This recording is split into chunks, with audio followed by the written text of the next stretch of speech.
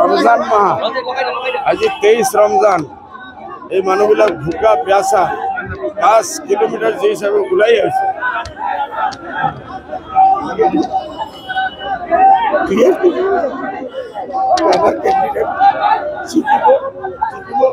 কংগ্রেসের কোনো পাত্তাই নাই আমার কন্টেস্ট বিজেপি লোক আর আমার কন্টেস্ট আমার ক্যান্ডিডেট চিকি দিল্লি পার্লামেন্ট ধুবুৰীটো কি হ'ব হ্যাঁ ধুবুৰী ইনশাআল্লাহ আপোনালোকৰ দোকান ধুৱাই মই চিকি ৰকবুলজন কৈছে খেল খেলাৰ কাৰণে খেল খেলিব আহি যাব হাৰিব কিমান উত্তৰ পাৰিব তাকে মই নাজানো আল্লাহ জানে এৰে বেছি কিছু আবেগিক হৈ গৈছে এই মুহূৰ্তত কথাখিনি ক'ব কিবা চাই মানুহৰ একটু জুচ চাই চকুৰ পানী ওলাইছে আমিনুল ইছলাম কিয় জিকিব নহ'ব আমিনুল ইছলাম কিয় জিকিব আচলতে গরিব